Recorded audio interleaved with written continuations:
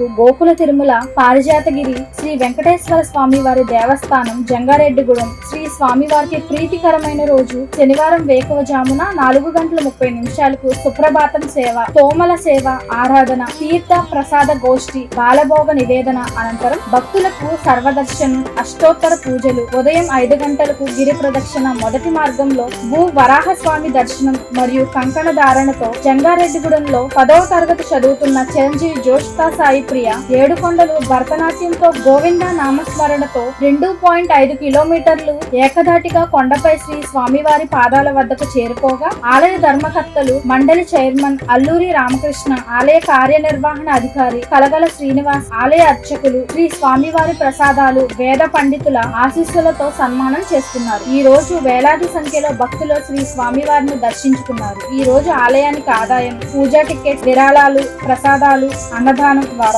మొత్తం 1,29,000 రూపాయలు ఆదాయం సమకూరింది అని ఈవో తెలిపారు. జోషిత, మాది జంగారెడ్డిగూడెం మండలం. మా అమ్మగారి పేరు సునీత, మా నాన్నగారి పేరు జగదీష్. నేను చిన్నప్పటి నుంచి కూచిపూడి నేర్చుకుంటున్నాను. మా అమ్మగారు కూడా చిన్నప్పటి నుంచి కూచిపూడి నేర్చుకోవడంతో నేను చిన్నప్పటి నుంచి నేర్చుకోవడం మొదలెట్టాను. ఈ రోజు అయితే నాట్య నీరాజనం చేసి స్వామివారికి అర్పించాను. నాకు ఇలాంటి మంచి అవకాశం ఇచ్చిన అందరికీ ధన్యవాదాలు. వెంకటేశాయ. మన జంగారెడ్డిగూడెం ఏలూరు జిల్లా శ్రీ పారిజాతగిరి వెంకటేశ్వర స్వామి గిరి ప్రదక్షిణలో జ్యోతిష చాలా అద్భుతంగా, చాలా నేర్పరితనంతో ఇంచుమించు 3 కిలోమీటర్లో ఈ గిరి ప్రదక్షిణ ఒక్క సెకండ్ కూడా ఆకోకుండా ఈ నాట్య నీరాజనం స్వామివారికి అర్పించినందుకు మేము అందరం చాలా గర్విస్తున్నాం. ఈ పాపని గిన్నిస్ బుక్ కూడా మీరు పంపించాలని మీ ప్రోటోకాపర్స్ అసోసియేషన్ ద్వారా నేను తెలియజేస్తున్నాను.